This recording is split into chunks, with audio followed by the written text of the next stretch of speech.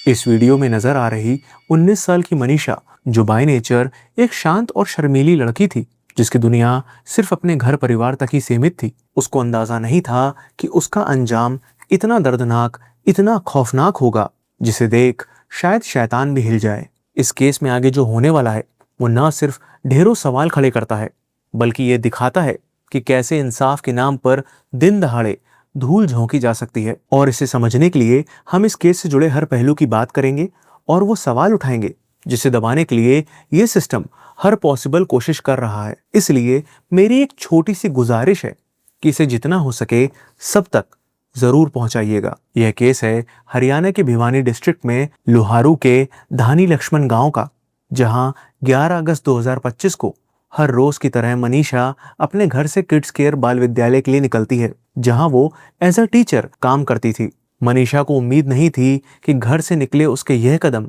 वापस कभी दहलीज तक नहीं पहुंच पाएंगे। उसी दिन दोपहर 1:58 पर मनीषा स्कूल से निकलकर पास के एक नर्सिंग कॉलेज में एडमिशन फॉर्म लेने के लिए गई थी, और इस बारे में उसने अपने पिता को बता रखा था। यह फुटेज एक लौता डिजिटल एविडेंस है जिसमें मनीषा आखिरी बार देखी गई। दिन ढलने तक जब मनीषा घर नहीं पहुंची तो घर में मौजूद मनीषा के दादाजी को उसकी चिंता होने लगी। गुजरते वक्त के साथ दादाजी की चिंता बढ़ती जा रही थी, और इसी चिंता में वो बस के ड्राइवर के पास पहुंचे जिस बस से मनीषा रोज स्कूल के लिए जाती थी। बस ड्राइवर ने दादाजी को बताया कि मनीषा को स्कूल के बाद कॉलेज में एडमिशन फॉर्म लेने जाना था, जिस वजह से उसे थोड़ा लेट हो गया होगा। बस ड्राइवर की यह बात सुन दादाजी के मन को थोड़ी शांति तो मिली, लेकिन जब शाम 4:30 बजे तक भी मनीषा घर नहीं लौटी तो वो मनीषा के पिता संजय सिंह को कॉल कर इन्फॉर्म करते हैं।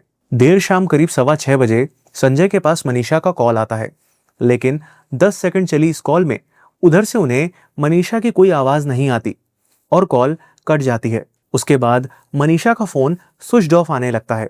घर पर कॉल की तो पता चला मनीषा अभी तक घर नहीं लौटी थी। दिल में जब किसी अनहोनी का डर बढ़ने लगा तो बिना वक्त गवाए संजय तुरंत लोहारू से बस पकड़कर सिंघनी के आइडियल इंटरनेशनल कॉलेज पहुंचते हैं, जहां से मनीषा नर्सिंग का फॉर्म लेने के लिए गई थी। जब संजय कॉलेज के गार्ड से पूछते हैं कि क्या वहां कोई मनीषा नाम की लड़की आई है, तो वो इनकार कर देता है। रिसेप्शन पर भी संजय को यही जवाब मिलता है, लेकिन संजय ने जो बात नोटिस की वो ये थी कि उस रिसेप्शन पर मौजूद उन तीनों ने ही शराब पी हुई थी।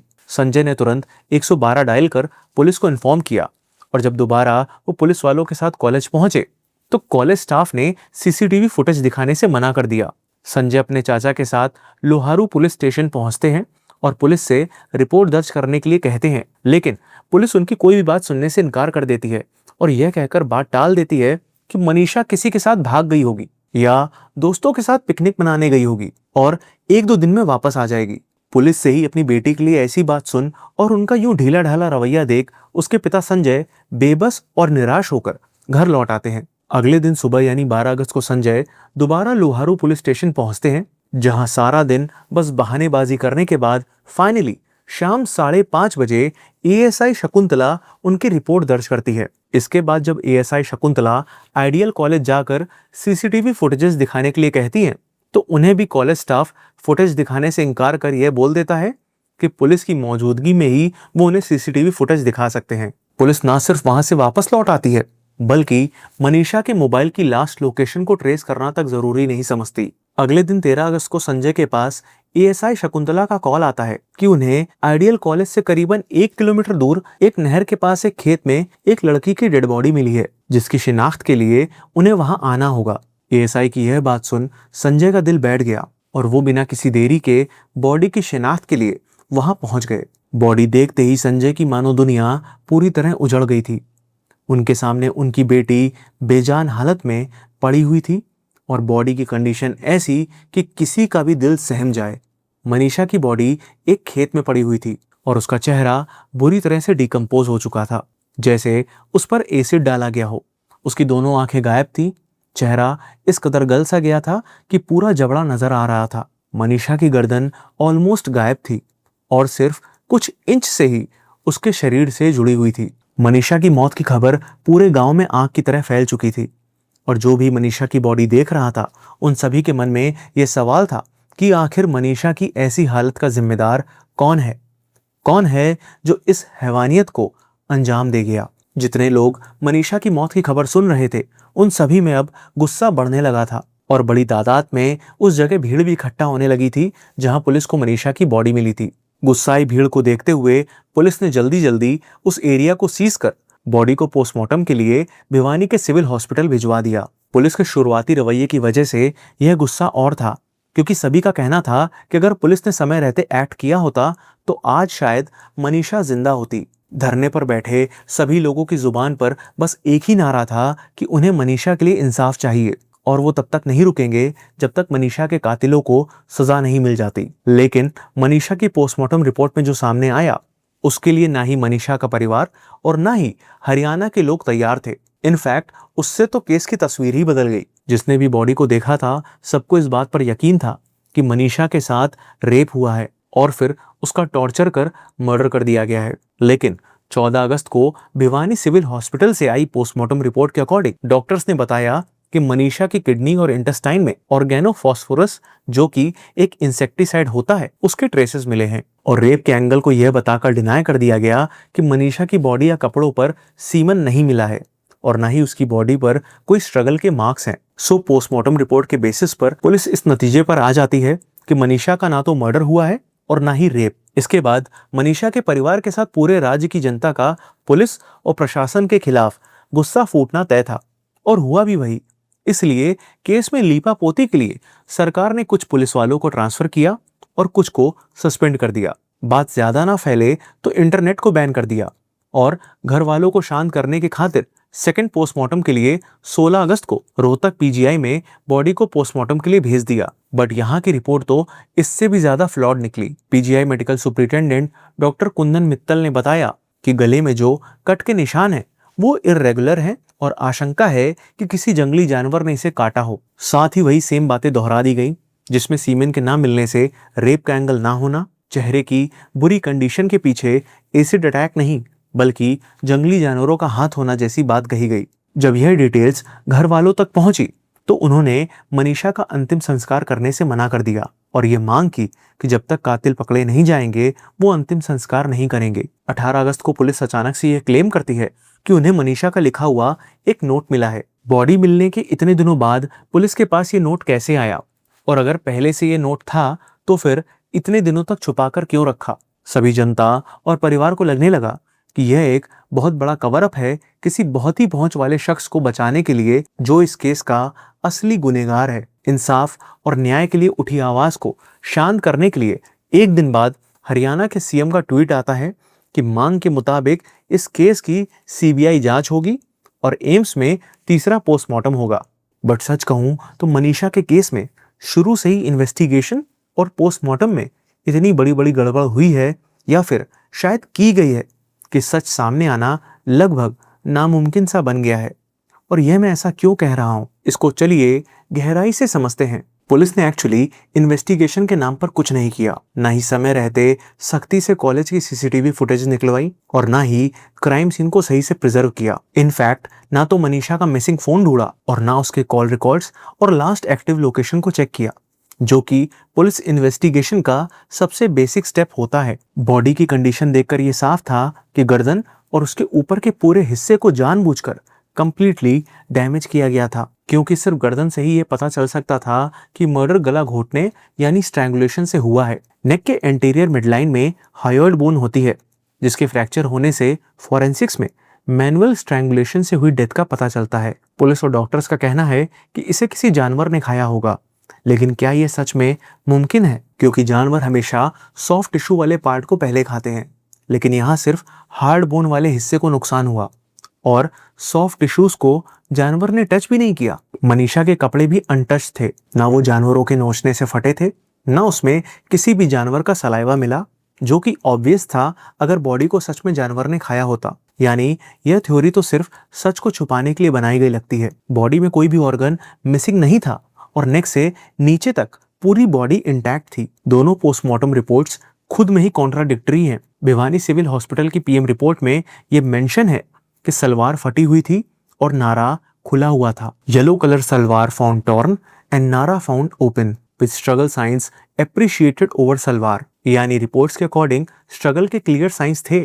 मतलब मनीषा ने खुद को बचाने की कोशिश की थी। सरप्राइजिंगली मनीषा के दोनों घुटनों पर गहरी चोट थी, पर सलवार उस जगह से एकदम साफ थी। अगर चोट के वक्त मनीषा की बॉडी पर सलवार होती तो वो भी उस जगह से घिसी या फटी होती। यानी सलवार या तो डेथ के बाद पहनाई गई या फिर डेथ से पहले उतारी गई। दो it's circumstantial but still an important angle. अब क्या एक लड़की अपने कपड़े खुद उतार कर खुले खेत में लेट जाएगी जहां आम लोगों का आना जाना है? सरप्राइजिंगली रेप के एंगल को सिर्फ सीमेन के ना मिलने से डिनाई कर दिया गया, जबकि as per supreme court non presence of semen is immaterial. यानी सीमेन के प्रेजेंस या एब्सेंस से रेप का होना या ना होना वेरीफाई नहीं होता। पॉइजन वाले एंगल को देखें तो क्राइम सीन से बॉटल, रैपर या पेपर कुछ तो मिलता, लेकिन ऐसा कुछ भी नहीं मिला। और पॉइजन के कंजप्शन के बाद के साइंस जैसे डायरिया, मुंह से झाग निकलना, वॉमिट होना, ऐसे में उसके स्टेन्स कपड़ों पर मिलते, लेकिन ऐसा कोई भी जिक्र नहीं है।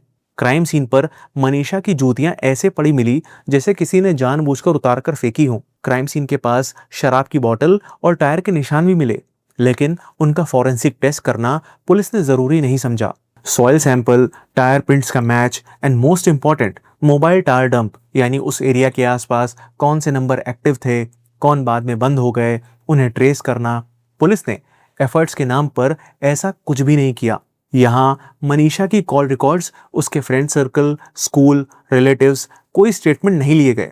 ना ही लड़ाई झगड़े, अफेयर के एंगल को चेक किया गया। सबसे बड़ी बात, भिवानी सिविल हॉस्पिटल की पोस्टमार्टम रिपोर्ट और रोहतक पीजीआई की पोस्टमार्टम रिपोर्ट एक दूसरे से मैच ही नहीं करती हैं। भिवानी पीएम रिपोर्ट में मेंशन है कि आई बॉल्स मिसिंग है, वहीं रोहतक पीजीआई की रिपोर्ट में लिखा गया है कि कॉर्निया और प्यूपिल फुली डिकम्पोज थे। जब पार्ट था ही नहीं तो डिकम्पोजिशन कैसे हुआ? अब बात करें विसरा की, तो भिवानी हॉस्पिटल ने विसरा के लिए सिर्फ हाफ किडनी और स्प्लीन के पार्ट्स भेजे थे, लेकिन बॉडी जब रोहतक पीजीआई गई तो वहां उन्होंने ऑर्गन्स जैसे kidney, spleen, uterus, in fact ovaries तक को कंप्लीटली एब्सेंट बता दिया। अरे जब सिर्फ हाफ किडनी और स्प्लीन के पार्ट्स ही भेजे गए तो फिर कंप्लीट ऑर्गन को ही एब्सेंट कैसे बता दिया गया? इतना ही नहीं, रोहतक पीजीआई ने अपनी रिपोर्ट में कहा कि बॉडी में मिट्टी लगी हुई थी, जबकि भिवानी हॉस्पिटल से पीजीआई के पास प्लास्टिक में रैप फुली वॉश्ड बिना कपड़ों के बॉडी भेजी गई थी, क्योंकि एक बार बॉडी का पोस्टमार्टम हो जाने के बाद उसे वॉश कर दिया जाता है। सो ऐसे में रोहतक पीजीआई को बॉडी में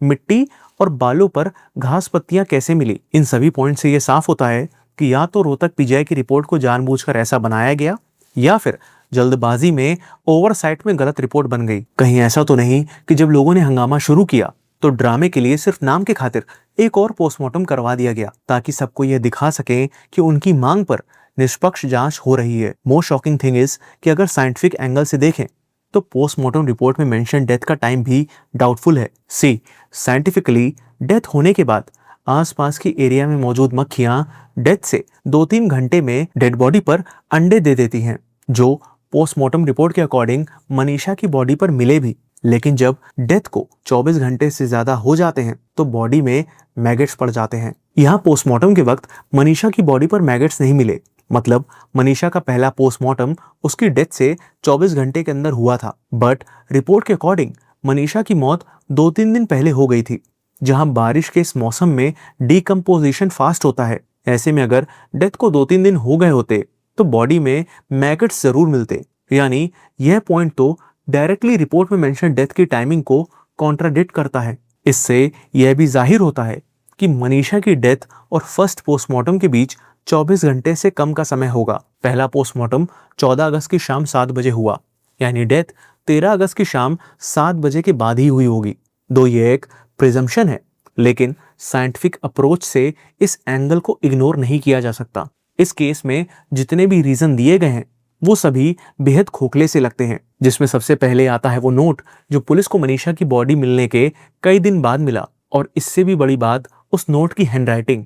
जो नोट दिखाया जा रहा है उसमें हर वर्ड अलग अलग लिखा हुआ है, मानो लिखने वाले ने बड़े आराम से लिखा है, जबकि इस तरह के नोट लिखने वाले की मनोदशा इतनी एजिटेटेड होती है कि ऐसे में हैंडराइटिंग का फ्लो थोड़ा डिस्टॉर्टेड होता है, ना कि इतना कंपोज्ड। नोट में ना तो मनीषा ने इस तरह के किसी कदम और ना ही ऐसी किसी इंटेंशन का जिक्र किया है जैसा पुलिस बता रही है। दूसरा पॉइंट है इंसेक्टिसाइड का, जो as per PM report organophosphorus के फॉर्म में मनीषा की बॉडी में मिला। बट कुछ एक्सपर्ट्स का मानना है कि अपने देश के खेतों में ऐसे पेस्टिसाइड्स का यूज किया जाता है जिसमें ऑर्गेनोफॉस्फोरस होता है, जिसके चलते इसके रेसिड्यूज ग्राउंड वाटर को कंटेमिनेट कर देते हैं। ऐसे में अगर कोई खेतों में लगे ट्यूबवेल का पानी पीकर ब्लड टेस्ट करवाए तो उसके में भी ऑर्गेनोफॉस्फोरस के ट्रेसेस मिल जाएंगे। बट पुलिस के अकॉर्डिंग मनीषा ने इसे खुद जाकर दुकान से खरीदा। पुलिस ने इस पॉइंट को साबित करने के लिए बिल और रजिस्टर की एंट्री तक शो कर दी।